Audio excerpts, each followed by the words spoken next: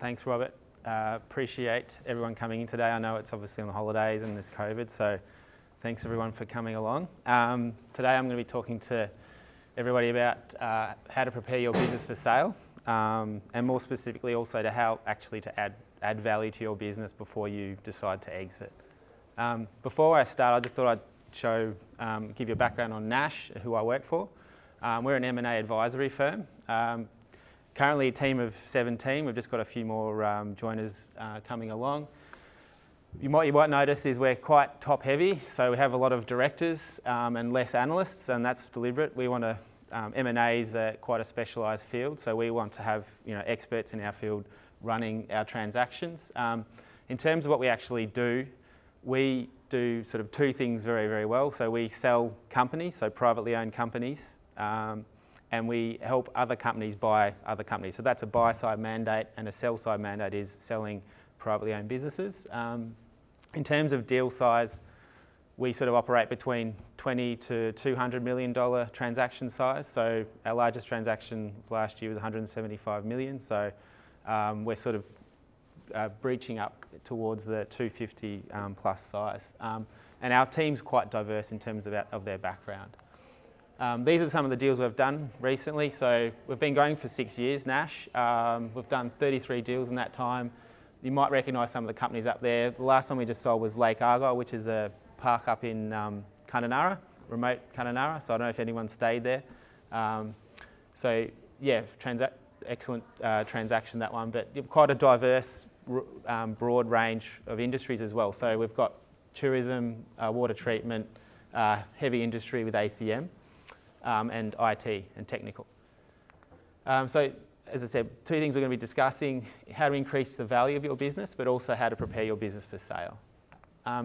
So one of the first things that I like to do whenever I meet a business owner is I try and understand what they like to do on their weekends or in their spare time. And obviously I've got these two here, ex-presidents, very famous golfers. That's what they like to do on their weekends. And it's a good way for me to understand, okay, well, if they like doing that activity, whether it's fishing, surfing, golf, how often do they do it? So I just did some analysis on Trump and Obama. So you can see, obviously, Trump in his first year, 56 times he went and played golf versus Obama. And it's just an interesting statistic because you're trying to understand, okay, well, if they do something, how often do they do it? And then that gives you a good insight as to how well they run their business and how well it's set up to operate. If you were viewing Trump and Obama as CEOs of a company, the company does exactly the same thing from day to day, you'd probably say that actually you'd probably prefer to have Trump as your CEO, given he spends so much of his time doing leisure activities, as opposed to Obama, who plays less golf. So anyway, it's just an interesting data point. So when I meet business owners, there's a classic owner's conundrum, particularly in the SME market, where what you're trying to do is you're trying to run your business, but also make as much money as you can. And so what tends to happen is there's a lot of things that, for instance, a large corporate entity wouldn't do, which a smaller business does do. So for instance, like payroll or even doing your finances, bookkeeping. So CEOs who do those type of activities, what we say is you're working in the business and you're doing the operational day-to-day, and where you actually want to do is you want to pull yourself out of doing those day-to-day activities and you want to be actually working on the business. So you should be trying to actually minimise the amount of administration you're doing in your business day-to-day, because then that allows you more time to then start looking at things like strategy, focusing on growth, protecting the business against competitors in the industry.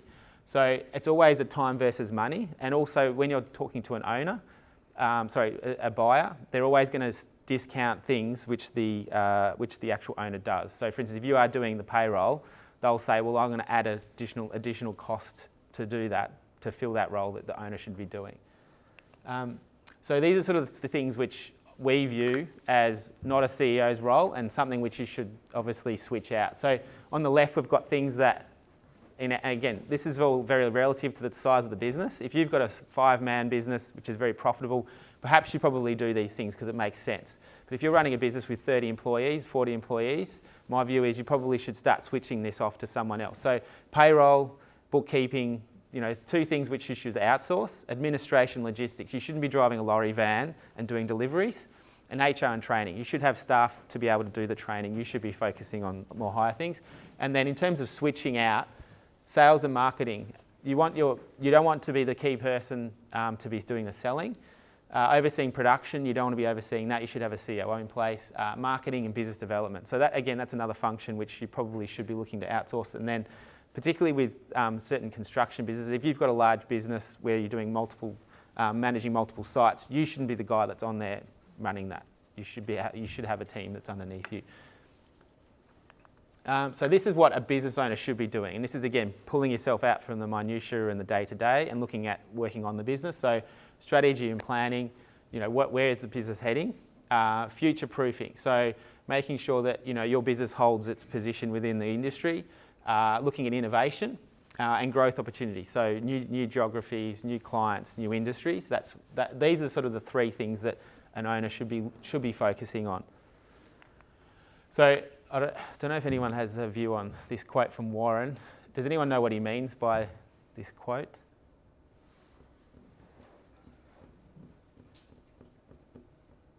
So what Warren's saying here is the price is when you're buying a business, that's the price is the dollars amount that you're actually spending, but what you actually get in return is the value from that business. So for instance, if you're a trade buyer, you're in an industry and you're looking to buy out your competitor, you may be willing to pay X amount for that business, but the benefit you get, so the value you get is probably more than, say, someone who's not in that industry, because what you can do is you can potentially save money on the administration, you can save money on marketing, you can save money on logistics, maybe you can share a warehouse. And so the value to you of that business is worth more. And so what you want to try and do is, obviously, if you're the seller, you want to make sure that you increase your price. So you've got to try and make your business as attractive as possible so that the price is high, but also the buyer who's getting the value understands that. And this comes to the risk versus return equation. So when you're selling your business, you obviously want to maximise the value of the business. And the only way you can do that is by minimising the risk. And what I mean by risk is when a buyer is looking at your business, they're trying to assess, okay, I think the business is worth $10 million. And the reason they're making an assessment is because there are inherent risks within the business. For instance, the owner of the business may be doing 120 hours a week. All the sales are with that person. All the value really sits with the owner. If the owner was to suddenly leave, then there's a massive risk that this business will deteriorate quickly once the sale occurs. So you're trying to then, the owner's then trying to say, okay, well, I've got to make a value judgment. If the owner does leave, then how much is that going to impact me? So they build that into the price. Again, it comes down to your financials and your audited accounts. So if you've got your financials and they're audited, then the buyer has confidence that those financials are true and correct, and so that sort of gives them another data point to say this business is well run. So you're always trying to mitigate or eliminate the risk to increase the purchase price, and I'll go into a bit more detail here. So this is from the buyer's perspective in terms of value. So can I trust the information that the buyer is presenting me? So the first thing is the financials. They'll look at that. Are they trustworthy? Is it cash accounting or not? Have they been audited? So this is a classic one that we always see. How maintainable are the earnings? So is the revenue under contract? Do they have lots of customers or very few customers? If they lose a major customer, how is that going to impact the maintainable earnings post-sale? What's the culture of the business? So what's the sales turnover? What's the staff turnover? How long are the businesses? How long have the employees been employed with the business? Is there a long history there? Have they got a good stable management team? Then we're talking about what additional funding or what additional spending is required. So this is particularly critical for, say, a business which has a high amount of assets, something like vans or something. If that business has vans or assets, are they well maintained? Do I have to go and spend money to replace those assets? Are they assets old or are they new? So you want to obviously make sure that you've got well looked after assets. How do I replace the owner? So what do I need to do? Do I need to go and hire new staff? So the buyer's thinking, okay, if the owner goes, then how many people do I need to hire to replace that person? And then, are the fundamentals strong? Is it a good business? What are the margins? How long's the business been in operation for? How's the growth of the business recently? So this is, in terms of what I thought we'd do, is just show you what a low value business looks like, just so you can get some sort of perspective in terms of where the value chain is. So when we speak to business owners, these are some of the attributes where if these are existing, then it's sort of it's a worry for us. So first one's lack of systems or automation. That's obviously systems are talking to each other. The business uses IT to try and automate things. Poor culture, high staff turnover, fairly self-explanatory. High concentration of suppliers and customers. So, if you're a retailer or you're making a food product and you're selling it through Coles and Woolies, there's always a risk there that they are quite hungry and that they could potentially cut your orders. So it's always a challenge. You want to obviously make sure that your customer base is diversified. Key person risk, this is mainly in relation to the owner. Poor financial records. If you're going to meet the business owner and you say, can you produce me a sales report? And they say, oh, it's going to take me a week to get prepared, then there's already warning signs. They should be able to produce reports fairly quickly and in a good format. There's no strategy or business plan. Weak legal position. So the contracts are outdated. They're not based on the current regulations. And doesn't protect the business well, particularly with your customers. And poor OHS&E record. So you want to obviously make sure that everyone's safe in their working environment. Any questions in relation to that? Do you have certain tools that help you measure these particular areas? I'm just thinking in the cultural piece. Yeah, I mean, what we sort of do is you can sort of get an assessment when you're meeting an owner, is to say, well, what's the replacement staff that you sort of expect every year to the owner? If they're like, oh, look, I normally lose 30% of my staff, and you're asking, well, why do they leave? And if they're saying, well, it's because they're getting paid more or whatever, or they're just not happy, then you're sort of like, well, okay, there's an issue here. So it's just through Q&A where you just try and drill down. And the key ones are management. So if the management have been there for 5 to 8 years, then you've got a pretty good idea that they're happy where they're working, they're paid well, they look after them.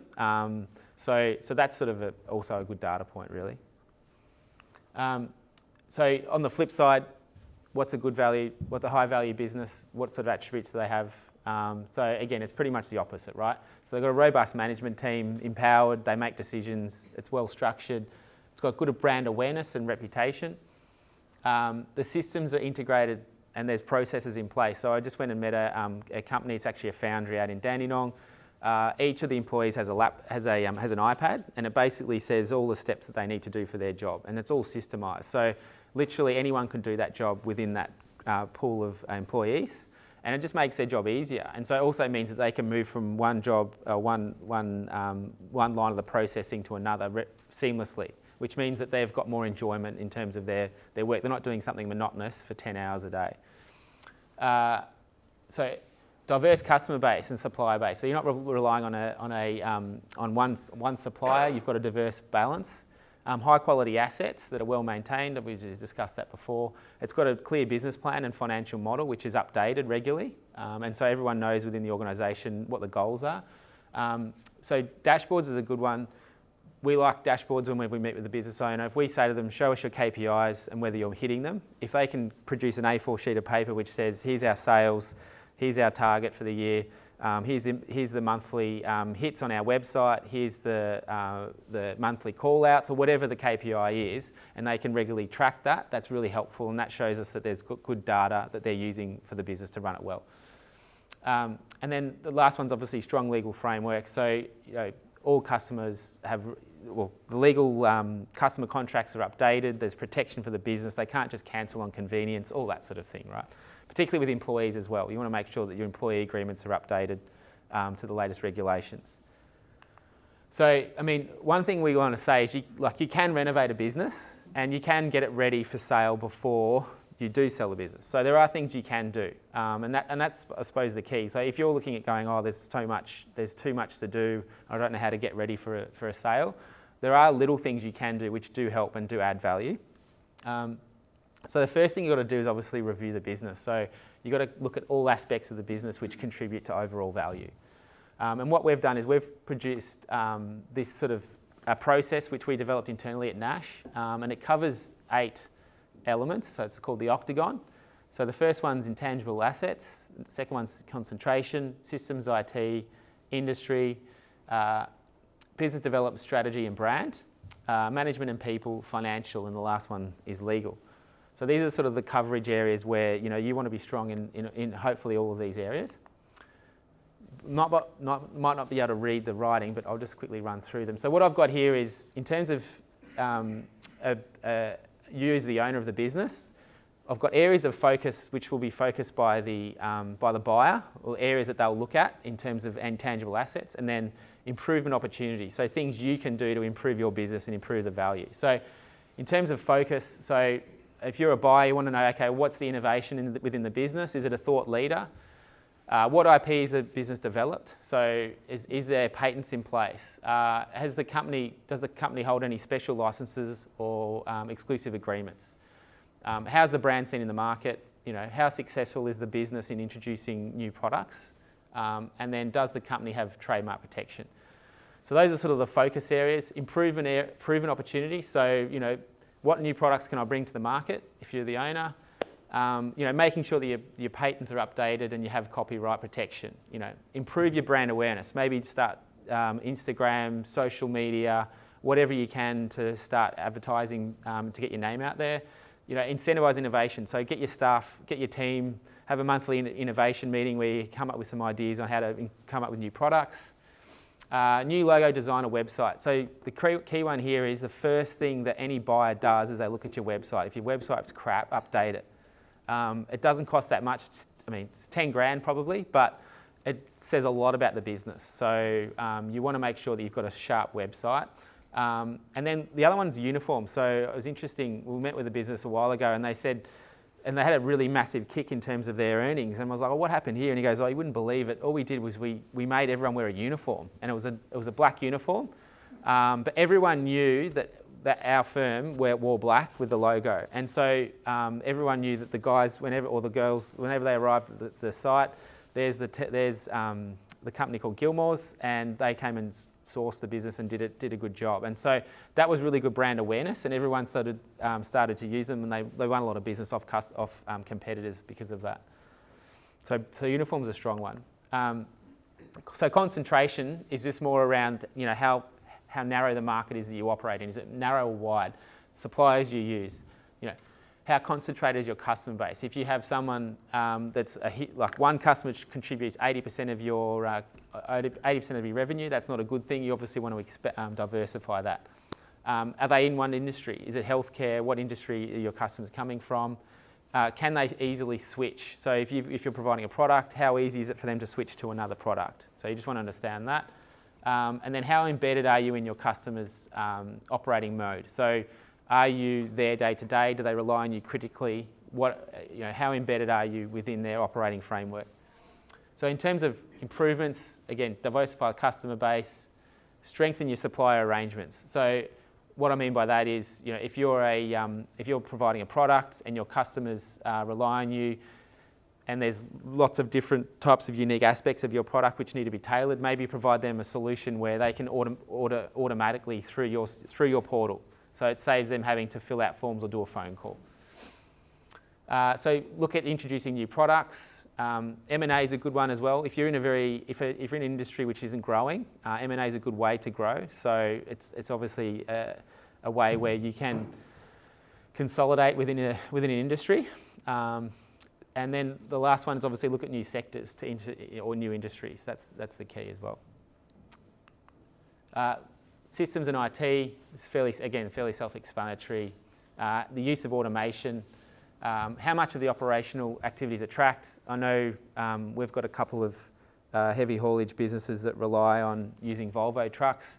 Volvo have this really unique aspect where they can literally track everything about the driver and the truck performance. So from the use of the accelerator to how many times they turn left versus right, how long the truck's running idle, brake usage. And this company actually then uses that data and has a leaderboard in terms of the performance of the truck and fuel usage. And so the staff will see that, the truck drivers see that, and they're like, okay, well, I want to be number one. So they start to use the vehicle better. They don't floor it when they get to a traffic light. They don't smash the brakes as hard. And that's been really interesting in terms of increasing performance, reducing the bottom line, reducing fuel usage. So I think that's really interesting how Volvo did that, and I think they've got a lot of sales out of that.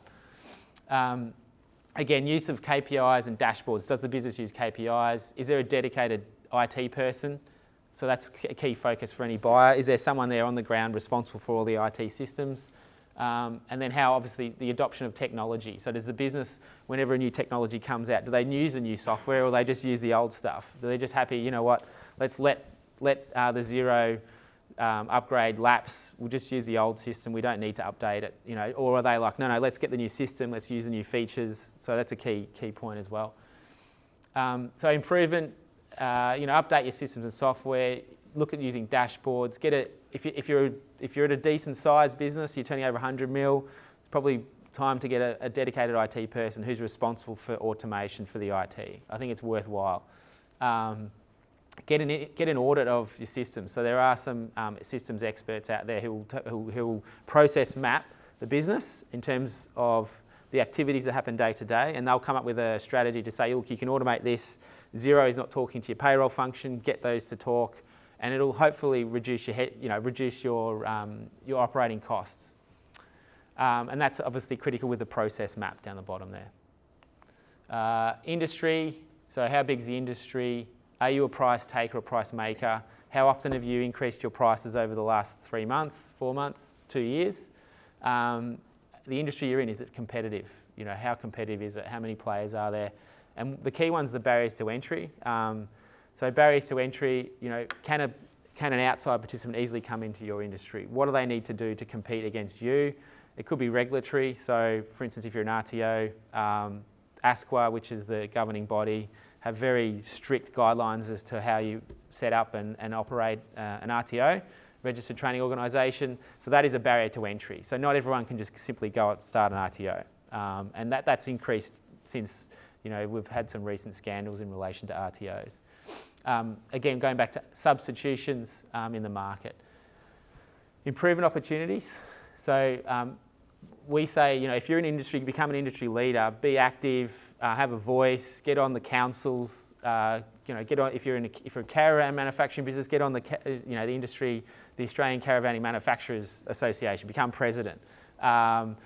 Lobby, get involved, because if you're lobbying for your industry, it's going to benefit you, but also others that operate with you. You've got to understand where you are operating the market. So see where you are, compare yourself to the competitors, and then understand why your competitors exist and how you can try and improve. The dynamics of the industry. So what happens? Is it price sensitive? So if you drop your price, your sales will increase. Or if it's not price sensitive, is it quality? Then how do you increase your quality to make sure that you get more market share? This one we've already spoken about. Ingrain your business into your customers' operating model.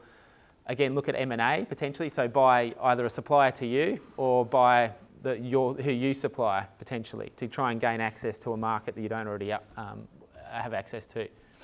And then enhance your barriers to entry. So for instance, and this comes back to lobbying, if you're going back to the RTO example, if you've got a business, if you've got a well-run RTO and you're highly, you've got a very stable business that hits all the regulatory marks, then what I'll be doing is I'll be lobbying to say, well, I know Joe Bloggs over here, he's got his own RTO, he's dodgy, you need to get rid of those competitors who are nibbling at our heels who aren't meeting the guidelines. So that's a way of protecting your position within the market. And again, comes back to whether you're an industry leader and how active you are. Only a few more to go, sorry. Any questions? Anyone has any questions so far? No. Business development. So this is, again, sales. So what are the visions, missions, goals of the company? Is there a clear business plan? How does the company win customers? Is there a dedicated sales team? So this is a critical one. What you sometimes see with companies where they rely on one key individual to be the salesperson or the sales hero, if that person leaves, then your sales go with them, right? So you want to prevent that by setting up we call it a sales machine. So that's use of a CRM system. And what you want to do is you want to ensure that not one person has overall control of that system. So you've got multiple people. It could be, say 2 or 3. where, for instance, if someone goes, like let's just say Bill, he's the key sales guy, he goes on holidays, then Mary's there able to take over Bill's sales team or sales group. And what you want to make sure is that when a customer calls up that's Bill's, Mary's easily able to answer any questions. So I want to see when my order is, and Mary's able to get on the system and say, yep, I saw you ordered last week, 20,000 units, they'll be delivered 2 days' time. And so the customer's happy. But it also means that if Bill does eventually leave, Mary can just take over seamlessly and all the data's still there. It's not in someone's head. And then also things like what dictates success within the business. So in terms of opportunities, again, write a business plan, you develop a sales team, have a CRM system. I reckon a CRM system is really powerful. It enables you to touch base with your customers, understand the intelligence of where your customers are, what they're doing. Understand what your customer acquisition process is, so you can try and improve that, whether that's through advertising, networking. How do you get all your work? Is it through referrals? If it's through referrals, then maybe enhance that. Say, anyone who refers a new client gets 10% off or gets 20% off off your sale, potentially, or whatever. Just try and obviously enhance the success of how you win your customers. Have a customer review process. I think that's really powerful. You want to understand how your customers review you. And then formalise board meetings. So this is around corporate structure and governance. If you have a formalised board meeting, board structure, that then enables you to then make critical decisions. And you want to get other people to come in and sit on your board. Maybe it's your accountant or your lawyer. They can provide a critical review of how the business is operating and actually give you a different opinion. Because you're involved, you're running it. You mightn't see the wood from the trees, and so you want to make sure that you have different views as how the business is running. Management and people. This is again very self-explanatory. Quality of the management team. Are there clear job descriptions for everyone? What's the recruitment strategy? So is there a dedicated HR person? Tenure of the staff is a key one. What's the staff turnover? Employee contracts. Are they up to date? Are they signed? Are they on file? And is there an induction process? That's a key one. I mean, it's a lot of the times we come in to see a company, there's no induction process, particularly if you're in a high-risk industry, like a foundry. You want to make sure that everyone understands what's required of them and where they can go and where they can't go to obviously minimise harm. Improvement opportunities, staff survey. So you want to understand, are the staff happy? So maybe you get an external consultant to come in and say, ask some questions, do it confidentially so they don't feel like they're going to be found out. Obviously update the employee contracts, understand the staff salary. So I'm amazed at how many business owners I talk to, they've got no idea how much their staff are paid out in the market. So you need to understand, okay, well, if you've got an employee who's a manager and looks after operations, and you're paying them, say, 90, but out in the market, they could potentially get 150, well, then there's a huge gap. So you need to understand that, right? And make sure or prevent them from leaving. So they may have to get a pay rise, or you may have to try and obviously see if there's other ways that you can get them satisfied if they do find out. And then that could be through options in the business, through shares. So there's other ways, obviously. And then additional benefits around, does it include a gym membership? What's the amenities like? What's provided for them on site? All those sort of things. Do they get a car? I've spoken just briefly about staff equity options. So this is particularly evident for if you've got a really good management team or a key member within your organisation who drives value within the company. We recommend at least offering equity or options, particularly before a sale event. The last thing you want to do is a key employee leaving as you're about to sell a business, because it pretty much is a terminal event for any business sale. So if you have a key person, my view is it's always good to get them inside the tent, get them involved, and then say, look, if this event goes through, I'm happy to give you some shares, I'm happy to give you some money, just to make sure that they're committed and don't leave. And that's a key one. Enjoy the working environment is a really critical one. I went through a tour of a business a couple of months ago, and we're walking around, and it was almost probably the scenario where it was like the worst case scenario, where you're walking around, no one was in a uniform, everyone was sort of all over the place, no one was talking to anyone. Anyway, we worked through the factory floor and it was messy. There was stuff everywhere. There was rubbish everywhere. So I was sort of stepping over things. There's like trip hazards everywhere. Anyway, we get into the staff amenities, in the staff amenities room, and on the wall they had like cylinders. And so one had the old Blend 43 Nescafe. The next one had Milo, and the next one had sugar. And then on the corner they had like a bucket full of the little milks. And I sort of said, why have you got this? You know, what's this about? I don't understand why you would have this. And he's like, oh, the owner's like, yeah, mate, they steal the Blend 43 all the time. You know, I used to have tins and all this sort of stuff and the Milo, but they bloody steal it. So what he does is you actually get your cup underneath, you twist the Milo or the thing around, and then out spits your Blend 43, and then you put your hot water in, and then you get your little coffee and your milk and pour it in. And I was just like, well, geez, how's the culture in this place if they're stealing tins of Milo and tins of Blend 43 to try and obviously supplement their salary? So that's an example of where you're like, geez, this is a pretty crap place to work. So have a good coffee machine. I think it makes a massive difference. Coffee, everyone loves coffee in Melbourne. Have a good coffee machine. Provide, you know, a nice, safe environment that's clean. So just basics, really. Financial. So this is more around, you know, financials. Are your business, you know, are your financials audited? Profit conversion to cash. Working capital. How big is it? So, you know, can you adjust your working capital? Is it a big part of the business? What are the margins of your margins compared to others in the market? What's the CapEx requirements in the business? So is it quite CapEx heavy where every year you're having to spend a significant amount of money to replace assets? And what's the quality of the revenue like? So this goes back to customers. Are the customers locked into long-term contracts? Can they leave at any time? Are the contracts updated? So, you know, you obviously want to lock your customers in. Can the business support debt funding? So if it can, then we always say it's a good way to release cash. Improve the terms of trade. So you obviously want to minimise your working capital commitment. So, you know, can you potentially push out your creditors and bring in your debtors so that obviously you get more cash? You don't want to have cash tied up in working capital. Want to have a good CFO. So if you're at a business where you're a significant size, you really want to have a really qualified CFO that can help grow the business. They're a critical part. And then the last one is around, you know, cash conversion. So you want to obviously make sure that your the profit of the business that it's generating comes through to cash as much as you can. So you've got a strong cash flow position. The last one's legal. So standardised contracts within the organisation. How are they standardised with customers and suppliers? Are you being sued? So, you know, obviously that happens at time to time. It's not ideal, but it can be managed.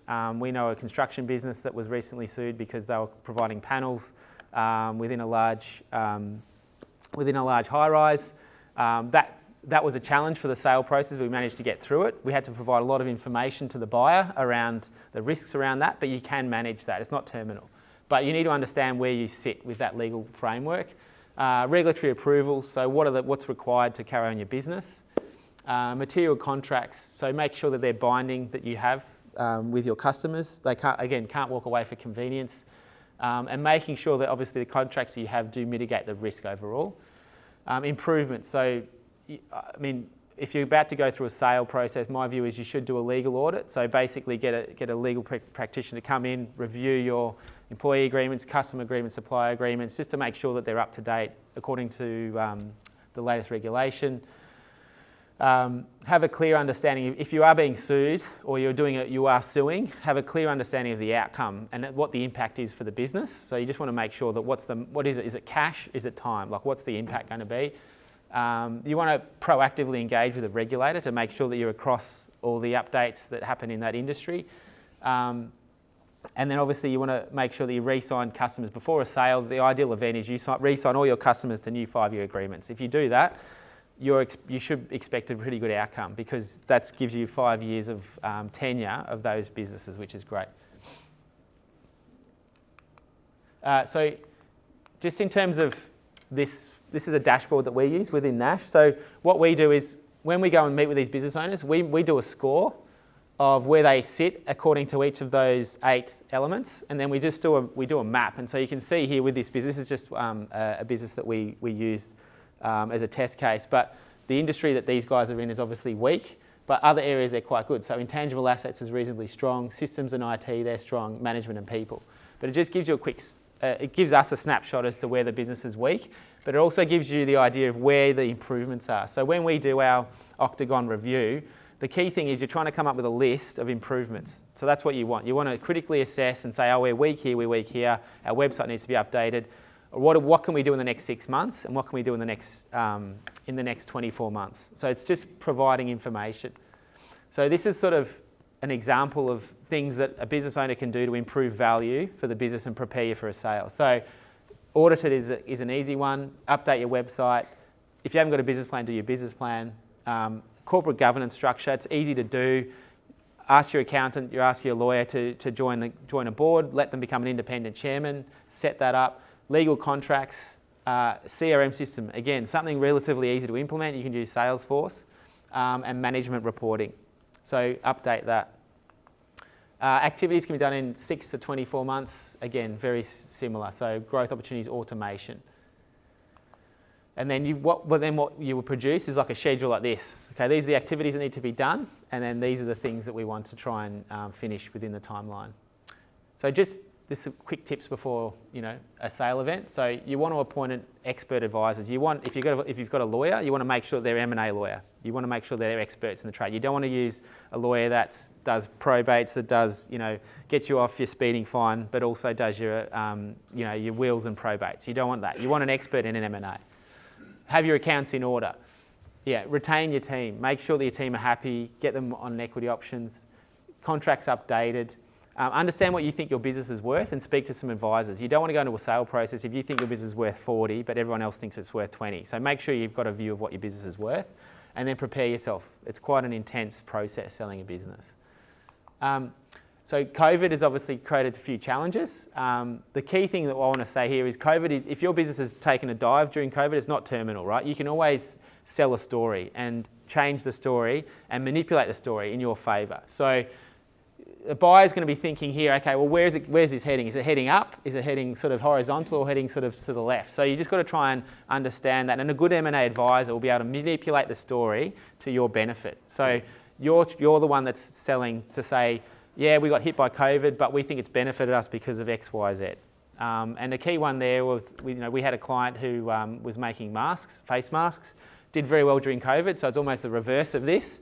And now that's coming down. But what happened is what we're saying to the market with this sale process is we're saying, well, the market's changed. Before COVID, no one used to wear a face mask. Now wearing a face mask is common practice. So their sales should still be like that. They'll still benefit post-COVID. So that's sort of our sales to the market.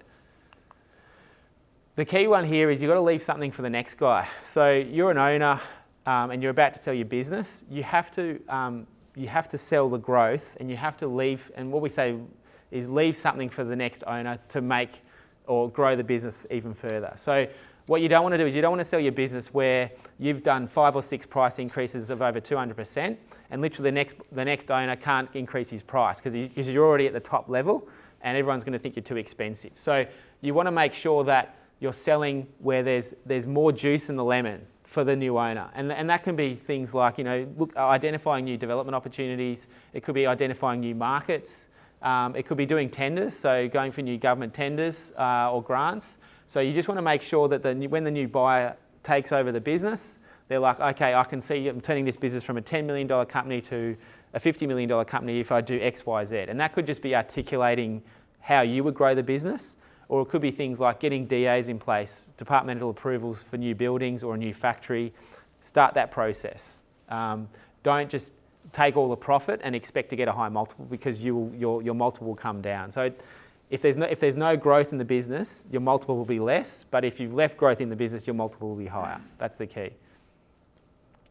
Everyone clear on that? There's 2 other impacts on value. The asset anchor. So what I mean by asset anchor is if you've got a business which has generic assets and does a generic thing, for instance, equipment hire. So for instance, like a business which competes with Coates Hire, you can buy those assets anywhere on the open market from your hardware store. You're always going to be anchored to the value of those assets. Now, sure, you might have some reasonable goodwill where you've got long-term contracts, but you're always going to be capped. Someone's not going to pay you double the asset price, because then they can just replicate it by going out to the market and buying those assets. Now, the premium on asset value is your goodwill, your systems, your customer, your brand, but you're never going to obviously get a value 3 times your asset value, because someone can just replicate that. And this comes back to replication. Replication is, again, the same type of thing. If you've got something which is valuable, let's just say it's some nice software, but everyone in the market thinks that we can easily replicate that by hiring some smart software engineers, then you are also capped. So someone will take a view of, let's just say, your sale price is 10 million, but the replication cost to replicate that software is roughly 15, and it'll take 12 months, and and you've got some good customers, then highly likely you'll get that sale away. But if you're saying you want 15 and the replication cost is only 10, then someone's not going to pay you 15, because they'll just say, I'll just go and buy the software engineers and we'll just copy what you've got. So there's always a balance around replication and asset anchor. And that will always cap you to a certain extent. How long have I got, Rob? 5 more minutes. Here's just a quick example of a case study, a company called Total Communications. This company did IT, CCTV, nurse call buttons for aged care facilities. It was based in the mechanic shop. That's where the head office was, literally above a mechanic shop. Had no staff, all the staff on ABNs. Had no sales team, no business systems, high customer concentration, so had 1, 2 or 3 key customers. Reporting was an absolute nightmare. They literally had no reporting. They had to reconstruct it. It was just a nightmare. And branding. So the business was called Total Communications, but it was really marketed very poorly. So what we did is we met with these guys, and initially these guys wanted 16 million for the business. So it was turning over 20, making 5. So great business, fantastically well run, but the back office was an absolute nightmare. So what we did was we said, okay, well look, let's not sell now. Let's make some improvements to the business and then sell in 24 months' time. So what we did is, the first thing we moved them out of the mechanic shop and put them into a nice flash office. Then we got all the staff, and instead of using ABNs, we said, okay, well, we're going to actually employ you as employees. So we got them on the books, hired a new CEO, CFO. Then in terms of systems, we started to get them to use the proper up. I think there were 16 versions out on 0. So we got them to update that. Got them a new CRM system. Got them a website. They didn't actually have a website, so we actually made them a website for them. Got the reporting going. We got governance, so we basically set up a board. One of our guys, one of the directors, Lucas, he sat on the board and chaired that. And then the key one was the branding. So sure, they do telecommunications, and they're a telecommunications business, but they are in the healthcare industry. So we branded this business a healthcare technology business. And the reason we did that is because healthcare obviously get a higher multiple than a standard boring telecommunications company. So we rebranded that. And the company that actually bought it is a company called Paragon Care, which is listed. And they are a healthcare business. And so they bought into that story, which is true, right? So if all your customers are in one industry, then that's the industry you operate in. So that was a great result, and we ended up selling that business for 36 million. So it was $20 million more than what they were willing to accept 2 years ago.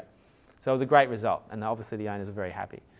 And what was the spend in that 2-year period? So a new website, I think that cost about 100 grand. CRM again, website was 10 grand. CRM, the website 15. I'd say it's around about sort of between 50 to 60 grand. But nothing outrageous. So like the guys were like, I don't know how to do a website. It's like, fine, well, we'll just get someone who did our website. Well, you can use them. In terms of the CFO, so we did the recruitment for the CFO. I mean, because we speak to owners all the time and CFOs, we know what a good CFO is. So we actually ran that recruitment process ourselves within Nash. But the key one is the governance. So when we first introduced the governance structure, getting a chairman, doing a board pack, actually holding the board minutes, the 2 owners are just laughing. They thought this was hilarious. It's like, why are we doing this? This is a waste of time. This is a joke. Like, no one cares about this. Second time, a few jokes. Yeah, that's okay. That was funny. Rah, rah, rah. Third and fourth time, they took it seriously. And in fact, by the end, there was full discussion, robust debate on the business, where it's improving, how we can improve it, and they actually saw real value with it. So what they thought was a waste of time actually turned out to be really valuable. And when Paragon bought the business, the first thing they asked for was, "Oh, show us your board minutes." And so we sent those to them, and they were like, "Oh wow, these are great. They're well written." But we in Nash did that. We were writing the board packs for them, and then the CFO, over sort of the last sort of 3 months, she updated those and started running those. But this is what I mean by sort of that lipstick on a pig type analogy. This business was a ripping business, but it just needed some help to try and improve the value and the perception within the buyer. And look, the key one was the website. The website looked fantastic. So, and as I said, that's the first thing that people see. Any other questions? Tom, in terms of yields, multiples that businesses are trading on. Yep. In the last decade, Let me go to that. So yields Yep. on various asset classes have compressed, which is mirroring Yes. interest rates. So Yes. has that been reflected in high multiples on Yes. trade sales? Great question. So if you can see this is sort of the range of multiples for business we've sold. You can see a trend here. So you can see that going up, right? Now, some of these businesses are in industries where historically they have high multiples. So for instance, Point Advisory, that's an ESG advisory business. So it does carbon neutral consulting. They're going for 13, 14 times, right?